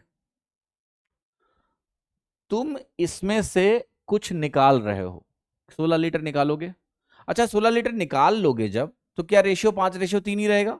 हाँ, ये थोड़ा ना बदल जाएगा। अभी तुमने निकाला है 16 लीटर, 16 लीटर निकाल के तुम ले जा रहे हो, ले जाओ, फेंक दिया तुमने 16 लीटर, तो रेशियो अभी भी यही है। अब तुम इसमें क्या करने जा रहे हो, तुम इसमें 10 लीटर मिलाने जा रहे हो, किसका? पानी का। तो नेचुरली जो पानी का कंपोनेंट है वो बढ़ेगा। जो 5:3 का मामला है अब ये बढ़ेगा, इसको 5 रखेंगे, इसको बढ़ाएंगे थोड़ा सा, तो ये थोड़ा सा बढ़ेगा। आप मुझे बताइए, क्या इन दोनों में थोड़ी बैलेंसिंग हो रही है? ये 5:1 हो सकता है क्या? नहीं, रेशियो इंप्रूव होना है, ये 5 रहेगा, ये 3 से थोड़ा इंप्रूव होगा, तो ये 5:1 थोड़े ना हो जाएगा, कम थोड़े ना हो जाएगा। यहां कह रहा है देखो 1:5 हो जाएगा, तो क्या बकवास कर रहे हो, थोड़ा सा इंप्रूवमेंट है यार, बी थोड़ा सा बेहतर हो रहा है, इसका मतलब ये नहीं कि 1:5 का मामला बन जाएगा। ये भी गलत है, ये भी कुछ फर्जी बातें कर रहे हैं। डी होने की संभावना है खाली 1:1। खैर, मैं अब आप कहोगे सर फिर भी इतना हम शायद नहीं सोच पाएंगे एग्जाम में, कोई बात नहीं, मैं आपको थोड़ा सा और बेहतर तरीका समझाता हूं। 5:3 है, 40 लीटर यहां हो गया, कैसे? शुरू में कितने लीटर थे यार? How many litres, how many litres you had at the start? आप कहोगे हमारे पास बहुत सारे लीटर्स थे, कितने? 56 लीटर थे, 16 निकाल दिए, इतना हो गया 40 लीटर। अब आप गौर से एक बात बताओ, अगर 8 यूनिट मेरा 40 लीटर के बराबर है, तो क्या 1 यूनिट 5 लीटर के बराबर हुआ? आप कहोगे यस। तुम अब इसमें 10 लीटर जोड़ना चाहते हो, 10 लीटर का मतलब हो गया 2 यूनिट, 5 लीटर 1 यूनिट है, 10 लीटर 2 यूनिट है, तो ये 2 यूनिट से बढ़ जाएगा, तो ये 5:5 हो गया, ये वैल्यू आपकी 1:1 आई। यस। तीसरा तरीका आते हैं जो शायद आपको सबसे ज्यादा पसंद आएगा। ठीक, तीसरा तरीका आपका ये बनेगा कि आप कहोगे ये जो 5:3 है, जिसमें 40 लीटर बचा हुआ है, 8 पंचे 40 हुआ, तो निकाल सकते हैं हम लोग कि ये 25 लीटर है, ये 15 लीटर है। यस है। यहां तुमने 10 लीटर पानी मिला दिया, तो ये भी 25 हो गया, ये भी 25 हो गया, बराबर हो गए, क्या बना? 1:1। तो इस मेथड में कोई प्रॉब्लम नहीं है, प्योर ट्रेडिशनल लगा लो, कोई दिक्कत नहीं है। बट मेरा काम है आपको सोचने के लिए थोड़ा मजबूर करना, वो तो मैं करूंगा, ठीक है, कि आप थोड़ा और सोच सकते हैं, ऐसा भी सोच सकते हैं, वो तो बताऊंगा मैं। सवाल नंबर 18, एक आदमी ने 60,000 रुपए बोरो की एक बैंक से 10% पर एनम के रेट पे compounded annually at the end of every year he pays 16,000। How much does he still owe to the bank after 3 such instalments. तो जरा गौर से देखिएगा ये वैल्यू, जरा गौर से देखिएगा ये वैल्यू कैसे होगा सॉल्व। ये कि 60,000 की वैल्यू है तो मैंने यहां पर क्या लिखा 60,000, 60,000 की वैल्यू यहां पर लिख दी। 10% पर एनम का रेट है, हर साल ये 16,000 रुपए पे कर रहा है, इतना इसने बोरो किया और 16,000 हर साल ये पे करेगा। तो हमें बताना है कि कितना does he still owe to the bank. Very nice question, okay, very nice question. अभी भी ये बैंक को कितना ओ करता है 3 ऐसे इंस्टॉलमेंट देने के बाद। देखिएगा 60,000 का लोन है भैया, कितना कितना पेमेंट हुआ है, ये 16,000 एक पेमेंट हुआ, फिर 16,000 दूसरा पेमेंट हुआ, फिर 16,000 हमारा तीसरा पेमेंट हुआ। इतना होने के बाद कह रहा है कितना पैसा बाकी है बताओ। तो ये जो 60,000 रुपया भैया, आप गौर से देखना यहां पर कितना हो जाएगा, equivalent of this much money. तो आप कहोगे अगर 10% का रेट है, 3 बार अगर 10% का रेट लगाओगे तो ये वैल्यू 133.1 हो जाएगी परसेंटेज में।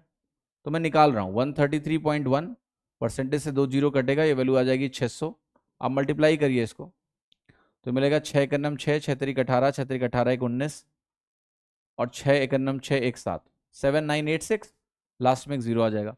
तो 79,860 ये आपका नेट ड्यू अमाउंट है टी बराबर 3 पे, मतलब जब तीसरा इंस्टॉलमेंट गया है वहां पर मैं सारी वैल्यू को निकालूंगा। फिर ये जो 16,000 है, ये वाला 16,000 है जो आपने पेमेंट किया है, तो टी बराबर 3 का मतलब है 2 वर्ष बाद इसकी वैल्यू देखूंगा मैं कितनी है। तो आप कहोगे ये 21% से बढ़ जाएगी, तो ये बनेगा 16 इंटू 21% बढ़ेगा तो वैल्यू 1.21 टाइम्स होगी, होगी कि नहीं होगी।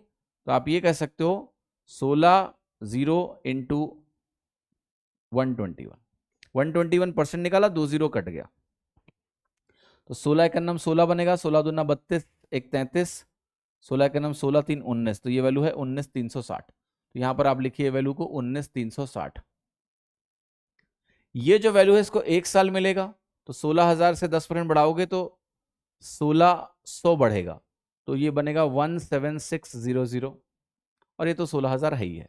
तो आपने बेसिकली किया का इतने में से इतने का पेमेंट आप कर चुके हो।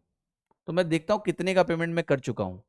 तो पेमेंट जो हो चुका है वो गौर से देखिएगा, इसका इसका और इसका हो चुका है, ठीक है। तो इस तरह कैलकुलेट कर लेते हैं इसकी वैल्यू को। लास्ट में आएगा देखिए 0, यहां आएगा 6 और यहां आएगा 0, ये 3 है, 6 3 9 बनेगा, तो यहां आप 9 लिखिए। फिर आपका 9 7 16 और 16 और 6 22 बनेगा, 2 लिखिए। फिर 2 1 3 1 4 1 5 बनेगा, तो ये 52960 का आपने पेमेंट कर दिया है। 79,860 का पेमेंट आपको करना था, घटा लेते हैं तो ये 2 जीरो हो गया, 18 में से 9 गया 9 बचा, फिर 8 में से 2 गया मेरा 6 बचा, 7 में से 5 गया 2 बचा। तो आपका जो आंसर आ रहा है वो 26900 आ रहा है। आपको सर ये तो बहुत ही कैलकुलेटिव सवाल है। होता है भैया कंपाउंड इंटरेस्ट का सवाल कैलकुलेटिव, मैं क्या करूं ठीक है, but this is the process कि सवाल इस तरह से हल होगा, तो वो आप जान लीजिए। क्वेश्चन नंबर 19 कह रहा है कि दो नंबर्स का एलसीएम मुझे 360 दिया हुआ है और उनका जो एचसीएफ है वो 12 दिया हुआ है, तो बताइए उनका मीन प्रोपोर्शन किसके बराबर है। तो देखिएगा ध्यान से, ए और बी दो नंबर्स हैं जिनका मीन प्रोपोर्शन अगर 360 के बराबर है और उनका एचसीएफ अगर 12 है, तो हमें उनका बताना है मीन प्रोपोर्शन कितना होगा। ध्यान से देखिएगा प्लीज। तो एलसीएम अगर 360 के बराबर है और एचसीएफ हमारा 12 है, तो आपको बताना है कि मीन प्रोपोर्शन अगर मुझे कैलकुलेट करना है, तो भाई दो नंबर्स जो ए इंटू बी होते हैं उनका प्रोडक्ट जो होता है वो एलसीएम इंटू एचसीएफ होता है। भाई दो नंबर्स के लिए एलसीएम एचसीएफ का प्रोडक्ट करोगे तो वो नंबर मिल जाता है। तो आप कहोगे एलसीएम 360 है, एचसीएफ हमारा 12 है, तो यही तो ए इंटू बी हो गया। अब मीन प्रोपोर्शन किसी भी दो संख्या का उसका स्क्वायर रूट, प्रोडक्ट का स्क्वायर रूट लेने से आ जाता है। प्रोडक्ट मुझे यहां मिल गया है, तो मुझे तो 360 इंटू 12 करना है, ये वैल्यू हो गई। ठीक, अब ये अगर 12 है और ये अगर 12 है तो 12 बाहर आ जाएगा, तो ये वैल्यू हो गई आपकी 12√30। तो आपका आंसर क्या हो गया? ए आंसर आपका करेक्ट हो गया, क्वेश्चन नंबर 19 हो गया। ठीक है, आते हैं क्वेश्चन नंबर 20 पे। एबीसी ने एक बिजनेस शुरू किया है, उनका जो कैपिटल रेशियो है 2:3:5 का है। From the start of the business A ने विड्रॉ कर लिया है अपना कैपिटल 50% से 4 महीने के बाद। बी ने अपना कैपिटल 33/3% से बढ़ा दिया है 6 महीने के बाद। सी ने अपना कैपिटल 20% से बढ़ा दिया है 8 महीने के बाद। आपको बताना है कुल मुनाफा अगर मुझे दिया है और मुझसे पूछा जा रहा है कि आप ये बताइए कि जो डिफरेंस है शेयर ऑफ ए एंड सी, अंतर, वो कितना होगा, ये मुझे निकालना है। जरा गौर से देखिएगा, सवाल बहुत अच्छा सवाल है, कैलकुलेटिव है। तो 2:3:5 यहां पर आपको दिया हुआ है। अब देखिएगा 4 महीने तक ए का कैपिटल इतना ही है, 2 × 4, 4 महीने तक। लेकिन उसके बाद ए क्या कर रहा है, 50% विदड्रॉ कर लेता है, निकाल लेता है। 50% 1/2 के बराबर होता है, ये आप सभी को पता है। तो 50% विदड्रॉ अगर किया तो 2 का 1/2 यानी 1 विदड्रॉ कर लिया, तो अब 1 बचा। तो 1 से अब अगले 8 महीने रहने वाला है, ये हमारा ए हो गया। अब आते हैं बी पर। बी के पास 3 था, 3 का इन्वेस्टमेंट वो 6 महीने तक रखेगा। देखो बी 6 महीने में क्या कर रहा है, अपना कैपिटल इतने से बढ़ा रहा है। तो 33/3% आप सभी को पता होगा कि अगर मैं 33 1/3% लिखता हूं तो ये वैल्यू तो हमारी 1/3 के बराबर है। तो 1/3 से अगर बढ़ाऊंगा मैं 3 के कैपिटल को तो ये 4 बन जाएगा, और ये अगले 6 महीने के लिए हो गया। फिर हम आते हैं सी के लिए। तो जरा सी की वैल्यू को अगर आपको देखना है, 1 मिनट सॉरी। तो सी की वैल्यू को अगर आपको देखना है तो सी की वैल्यू के लिए हमें क्या करना पड़ेगा, मैं यही लिख देता हूं। तो सी का जो कैपिटल है वो 20% से बढ़ाया गया है 8 महीने के बाद। तो 5 का कैपिटल 8 महीने तक है, फिर 20% बढ़ाओगे अगर तो 20% 1/5 होता है, 5 का 1/5 1 होगा, तो वो 5 से बढ़ के आपका 6 हो जाएगा, और ये वैल्यू 6 × 4 हो जाएगी अगले 4 महीने के लिए। तो अब देखिए ये वैल्यू 8 और 8 16 हो गई, ये वैल्यू हमारी 18 और 24 42 हो गई, और ये वैल्यू अगर आप देखें तो 40 और 24 हमारा 64 के बराबर हो गई। आप चाहें तो इसको फर्दर सिंप्लीफाई कर सकते हैं, 2 से कट जाएगा फर्दर, तो ये वैल्यू हो जाएगी 8, यहां हो जाएगा 21, और ये वैल्यू हमारी हो जाएगी 32। ठीक, क्लियर? एक बार सारी चीजें आप देख लें कि सब सही है। अब इसके बाद देखिए क्या करेंगे हम लोग, आगे आपसे ये कह रहा है कि भाई जो टोटल प्रॉफिट है वो मुझे दिया है 382,409। टोटल प्रॉफिट निकाल लेते हैं किसके बराबर है। तो आप कहोगे ये जो वैल्यू है मेरी, ये आपका बनेगा 53 और 8 61, 61 यूनिट की वैल्यू 382,409 है। 61 एक प्राइम नंबर है, तो भैया सीधे अब पहाड़ा पढ़ के काटना पड़ेगा। तो कैसे करेंगे, चिंता मत करिए, सिंपल मल्टीप्लिकेशन से हो जाएगा। आप कहोगे 61 का, देखो पहले बात तो क्लियर है कि 6 बार जाएंगे, 6 बार जाएंगे तो 6 बार 366 होता है। 366, ये 16 बच गया, और एक 4 उतर आएगा। फिर आप कहोगे 2 बार जाएंगे, 2 बार जाएंगे तो 122 हो गया। अब 122 के बाद मेरे पास कितना बच रहा है, 42, 0 उतर के आएगा। अब हम फिर से 6 बार जाएंगे, फिर से अगर हम 6 बार जाएंगे तो फिर से 366, 34 और 20 54, और एक 9 उतर के आ जाएगा। अब हम जाएंगे 9 बार, तो अगर हम 9 बार जाएंगे तो ये वैल्यू हमारी कैलकुलेट होके आ जाएगी 6269। आपको क्या निकालना है सवाल में, ए और सी का अंतर। ए और सी का अंतर ये है 32 और 8 का अंतर यानी 24, 24 इंटू 6269, ये आपकी कैलकुलेशन है, राइट। अब ये कैलकुलेशन आपकी एग्जाम में जान खा लेगी अगर आप इसको डायरेक्टली मल्टीप्लाई करेंगे। पॉसिबल है, जैसे 24 को 6000 से गुणा करो तो बनेगा 144,000। फिर 24 को 200 से गुणा करो तो आपको मिलेगा 4800। 24 को 200 से गुणा किया तो 4800, ऐसे ब्रेक करके आप कर सकते हैं। फिर 24 को फिर से 60 से गुणा करो तो मिलेगा 1440। फिर मैं 24 को 9 से गुणा करूंगा तो होता है 216। अगर आप यहाँ टोटल करेंगे तो ये बना आपका 4 1 5, यहाँ 8 4 12 2 14, 456। 456 देखते ही आप कहोगे कि भाई यही उत्तर होगा, लास्ट में 456 आ रहा है, बट आप फर्दर भी जोड़ लीजिए। 8 4 12 2 14, 4 1 5 4 9 1 10, 14 1 15, ये वैल्यू आ गई आपकी। एक तरीका ये। अब मैं आपको कुछ बताता हूं, वही जो आप मुझसे सीखने आते हैं, art of calculation, right. So art of calculation का मेथड मैं आपको समझाता हूँ। इस सवाल की कैलकुलेशन को तेजी से करने का एक और तरीका है, और बहुत ही इंटरेस्टिंग है। जब भी आपको कोई वैल्यू दिखे 62 69, आप परसेंटेज में जाओ कि क्या कोई ऐसा परसेंटेज आपको मालूम है, तो आप कहोगे मुझे इस वैल्यू में कुछ ऐसा परसेंटेज पता है।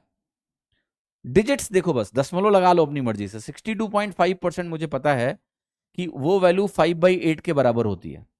तो अगर मैं इस फ्रैक्शन को इसको 62.69 सोचूं, तो मैं इसको लिख सकता हूं 62.5 प्लस 0.19, राइट। अब इसका मतलब ये हो गया कि एक वैल्यू मेरी 5/8 बन सकती है। मतलब इसको मैं ऐसे सोच रहा हूं कि वैल्यू है 6250, तो 6250 जो वैल्यू होगी मेरी, ये बेसिकली 50,000/8 के बराबर होगी। 5/8, 50,000/8 होगी, प्लस 24 इंटू 19 आपका बन जाएगा ऐसा। अब देखिए यहां पर ये जो 50,000 है, आपको साफ साफ पता है कि इसके अंत में, क्योंकि मैं काटूंगा 8 तारीख 24 बनेगा, तो ये वैल्यू हमारी होगी 15 के आगे 1 2 3 4 0, और 24 इंटू 19 अगर आप कैलकुलेट करेंगे तो 24 इंटू 19 कितना आ रहा है, 19 चौके 76, और 19 इंटू 20 380, और 76 अगर आप निकालोगे तो ये वैल्यू आपकी 456। तो यहां लिख दिया मैंने 456, ये वैल्यू आ गई 150456। कमेंट में जरूर बताना कि ये आर्ट ऑफ कैलकुलेशन कैसा लगा आपको, ये पूरी कैलकुलेशन को कितना सिंप्लीफाई कर सकता है अगर आप इसको सही से करते हैं तो। ठीक है, चलिए अगला सवाल देखते हैं। Next question, question number 21। एक जर्नी है जिसमें 3 अनइक्वल लैप्स हैं। एक कार 100 लैप का मतलब है 3 तरह का जर्नी है, अलग अलग डेटा दिया हुआ है। एक कार 100 किलोमीटर की दूरी 2 घंटे में जाएगी, पहला लैप। 360 किलोमीटर अगला 25 मीटर पर सेकंड से जाएगी, वो दूसरा लैप हो गया। तीसरा लैप 4 घंटे का है, और एवरेज स्पीड आपको दी है टोटल 60 किलोमीटर प्रति घंटे है। आपको बताना है कि कार की जो स्पीड है थर्ड लैप में वो कितनी है, आपको बताना है। तो देखो ये पूरी डिस्टेंस बना लेते हैं। ये मैं कहता हूं लैप 1, ये बोलता हूं मैं लैप 2, और ये है आपका लैप 3। सो पहला लैप आपको कह रहा है कि 100 किलोमीटर्स है 2 आवर्स, ये डेटा दिया हुआ है। दूसरी जो लैप है आपकी वो है 360 किलोमीटर, और ये है आपका 25 मीटर पर सेकेंड स्पीड दी हुई है। तीसरे लैप के बारे में ये दिया है कि भाई टाइम जो है वो 4 घंटे का है, डिस्टेंस के बारे में डेटा नहीं दिया हुआ। और आपको एक डेटा और भी दिया हुआ है कि ये जो टोटल एवरेज स्पीड है वो 60 की है, ये भी दिया हुआ है हमें, बट हमें टोटल टाइम नहीं पता है। टाइम यहां पता है, यहां पता है, तो यहां का टाइम निकाल सकता हूं मैं कैसे, देखिए। तो आप ये बोलोगे कि देखिए यहां की डिस्टेंस निकाली जा सकती है, 100 को 2 से गुणा कर दो, आपको मिल गया 200, नहीं सॉरी डिस्टेंस दी हुई है 100, सॉरी स्पीड यहां की निकाली जा सकती है, बट उसकी जरूरत नहीं है हमें। यहां हम टाइम निकाल सकते हैं, कैसे निकाल सकते हैं। आप कहोगे 360 किलोमीटर है, ये हमारी मीटर पर सेकंड की स्पीड है, डिवाइड किया, बट मीटर पर सेकंड की स्पीड को किलोमीटर पर आवर में कन्वर्ट किया, तो इससे ये वैल्यू कितनी हो गई, ये वैल्यू घंटे में आ गई, आवर्स में आ गई। अब डिवाइड करते हैं, 18 से ये 20 बनेगा, 5 से ये 5 बनेगा, 5 चौके 20 बनेगा ये, तो ये वैल्यू आपका टाइम जो आया ये 4 घंटे आ गया।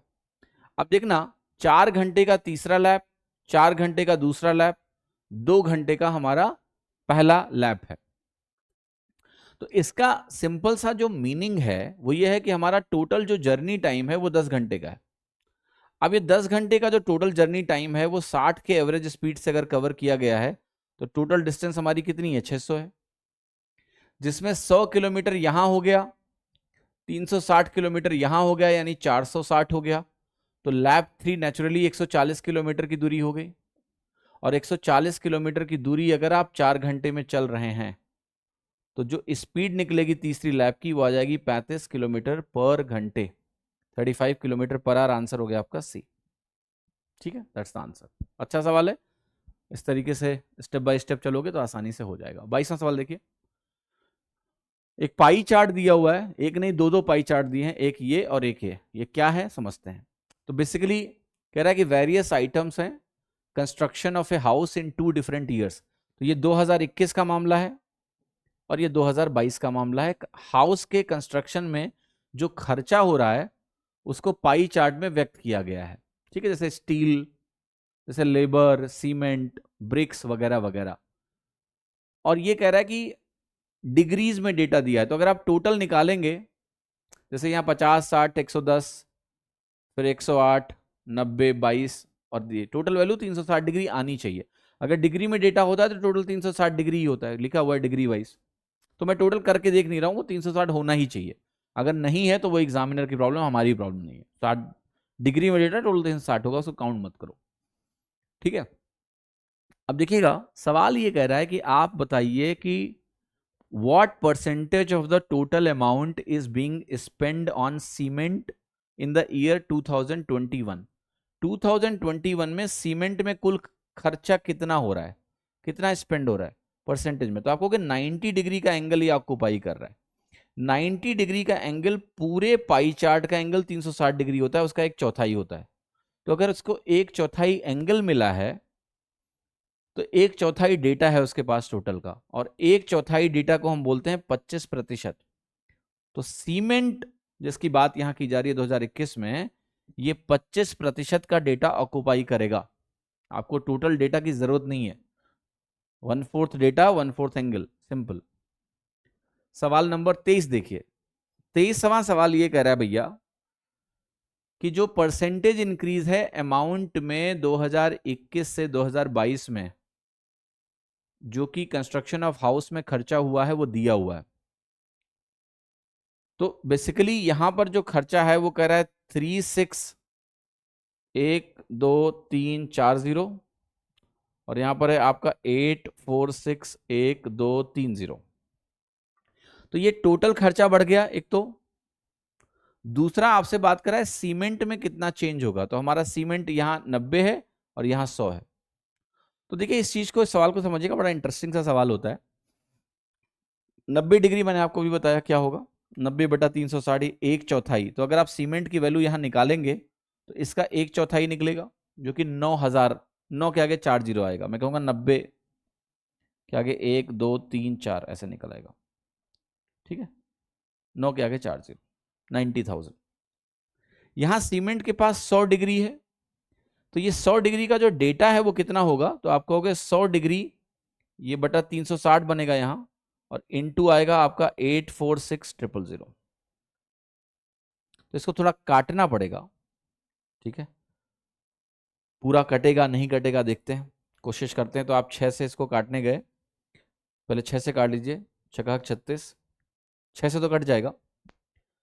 तो 14×6 = 84, ये आपकी वैल्यू हो गई। ओके, फर्दर 6 से काट लेते हैं। तो 6 दूनी 12, 2, 6 दूनी 12, 6 त्रिक 18, 6 पंचे 30, कुछ ऐसा आ रहा है, 30, सॉरी। ओके, तो 90,000 से आपकी वैल्यू इतनी कन्वर्ट हो रही है 100 डिग्री के हिसाब से। अब ये 3 जीरो दोनों तरफ से काट लो, क्योंकि मुझे तो परसेंटेज चेंज निकालना है। तो 90 की चीज अगर 235 बन रही है तो देखो कितना चेंज आ रहा है। तो आप कहोगे चेंज जो है ये 145 का चेंज है। तो 145 90 का कितना परसेंटेज है, अगर मुझे ये सॉल्व करना है तो मैं ऐसा करूंगा, 0 से 0 कटेगा, ये वैल्यू आ गई 1450/9। करो डिवाइड। सो 9 एकन्नम 9, 9 5 14, 9 छक्के 54 आ गया, 10 बच गया, 9 एकन्नम 9। तो 161 1/9% आपकी वैल्यू आ रही है। 161 1/9% आपका आंसर है बी। ये सवाल कैलकुलेटिव है, ज्यादा कुछ मैं कर नहीं सकता हूं, बिकॉज इट इन्वॉल्व्स कैलकुलेशन। तो वो कैलकुलेशन तो आपको करनी पड़ेगी, ठीक है। सवाल नंबर 24 आपको दिए, एक टेबल दिया हुआ है, इसमें इनकम दिया है 5 स्कूल्स का ABCDE, और 5 डिफरेंट सोर्सेज हैं। ट्यूशन फी से पैसा आता है, ट्यूशन की स्पेलिंग गलत है, ठीक है। तो ट्यूशन की स्पेलिंग ऐसी नहीं होनी चाहिए, ऐसी होनी चाहिए। टर्म फीस है, डोनेशन है, ग्रांट है, मिसलोनियस भी गलत लिखा हुआ है ठीक है, ये भी गलत स्पेलिंग, तो एरर इन स्पेलिंग भी पढ़ लो मेरे साथ, ठीक। चलिए ध्यान से देखिएगा, आप सवाल पढ़ते हैं तो ये सोर्सेज हैं, ये स्कूल्स हैं। अब सवाल ये कह रहा है कि भाई डी स्कूल के लिए जो डोनेशन से इनकम है वो मिसलेनियस का कितना परसेंट है। तो डी स्कूल के लिए डोनेशन का जो पैसा है ये 51, ये मिसलेनियस यानी 68 का कितना परसेंटेज है। 51 68 का कितना परसेंटेज है, आप लिखिए 51/68, 17 से काटिए, 17 × 51, 17 × 4 68, 3/4 75% कहलाता है। तो 75% आपका आंसर क्या है, ए। हो गया सवाल, ठीक है। 25वां यानी आखिरी सवाल देखते हैं। किस स्कूल में हाईएस्ट परसेंटेज ऑफ इनकम है from tuition fee out of its total income. बहुत अच्छा सवाल है। कह रहा किस स्कूल में आप बता दो ट्यूशन फी ओवरऑल का हाईएस्ट परसेंटेज है। अब ऑप्शन में अगर आप गौर से देखेंगे तो ऑप्शन में ए नहीं है, 4 ही ऑप्शन है, तो 4 ही होगा, तो ए को काउंट मत करना। ट्यूशन फी ये है, ये है टोटल हमारा, ये है। तो मुझे सबका परसेंटेज निकाल के बताना है कौन सा हाईएस्ट है। देखो 300 पे 120 सीधे 40% होता है, सीधे लिख देते हैं। जो सीधे लिखी जा सकती है वैल्यू उसको सीधे लिखो। अब एक बात और बताना गौर से, 40% एक रेफरेंस वैल्यू मुझे मिल गई, ठीक है। मुझे ज्यादा खोजना है तो मैं ज्यादा की तरफ थोड़ा आगे बढ़ता हूं। जैसे 255 है, इसका अगर मैं 10% निकालूं, इसका 10% निकालोगे, बेस 100% कहलाता है, तो 255 है, 10% 25.5 हो गया। अब 40% के रेस्पेक्ट में पूरा मामला है तो 40% निकाल लेता हूं। इसका डबल करोगे 51 बनेगा, एक बार और डबल करोगे 102 बनेगा। तो ये वैल्यू नेचुरली 40% से बड़ी हो गई, क्योंकि इसका 40% 102 ही आ गया, उससे ऊपर है, तो ये भी गलत हो गया। B is not the answer. आते हैं सी के पास। अभी कंपेयर करना बाकी है एक्चुअली, तो कंपेयर कैसे करोगे बाद में करेंगे, पहले इतना लिख के छोड़ दो, क्योंकि क्या पता कोई वैल्यू मुझे दिख जाए जो बहुत बड़ी हो 40 से। अब 320 को 130 के रेस्पेक्ट में कंपेयर करना है, तो मैं 40 से कंपेयर करता हूं, तो 320 का 10% कितना होगा, 32 होगा। तो 40% कितना होगा, आप कहोगे 4 गुना 128 होगा। तो ये भी 40 से थोड़ा सा अधिक है, तो दोनों 40 से थोड़े अधिक हैं, ये भी सी और डी। कंटेंशन में इनकी लड़ाई है। आते हैं नेक्स्ट, ये वैल्यू ई। देखो ई क्या है, ई मैदान से भाग गया, क्योंकि इसका 10% तो 28 है, और इसका 40% कितना आएगा, 4 गुना 112 हो जाता है। ये 110 ही है, तो ई गड़बड़ हो गया, क्योंकि ई हमारा 40% से छोटा हो गया। 40% 112 है।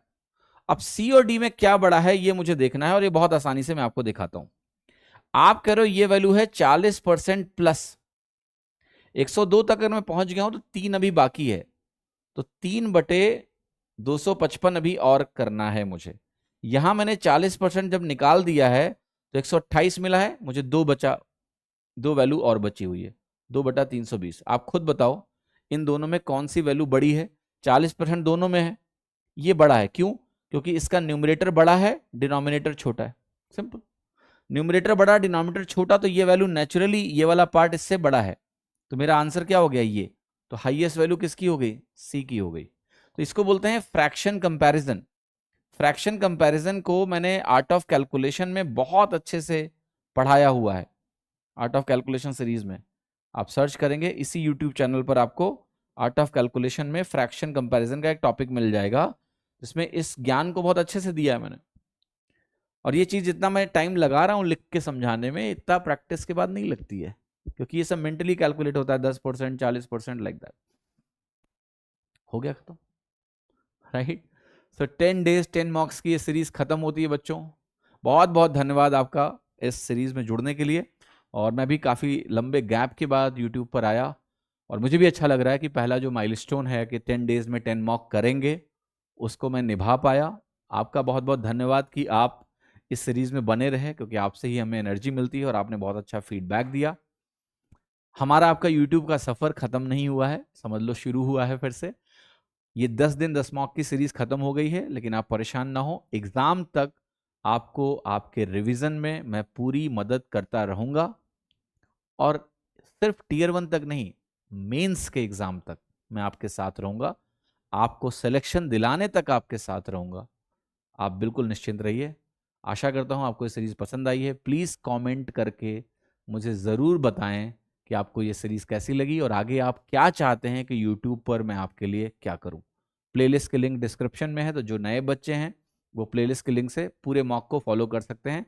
एक चीज बताना रह गया है, please let me tell you all, कि इस मॉक की जितनी भी पीडीएफ वगैरह थी, वो पीडीएफ हमारा जो टेलीग्राम चैनल है रैमो सर ऑफिशियल, इस टेलीग्राम चैनल पे आपको मिल जाएंगी, यहां आप चले जाइए। दूसरा, इस टेलीग्राम चैनल को इसका नोटिफिकेशन ऑन करके रखिए, हम आपको स्पैम नहीं करेंगे। जो भी जरूरी जानकारी है, जरूरी पीडीएफ है, उसकी जानकारी आपको यहां से हमेशा मिलती रहेगी। ठीक है, तो इसको ज्वाइन कर लीजिएगा। चलिए, बहुत बहुत धन्यवाद, थैंक यू सो मच।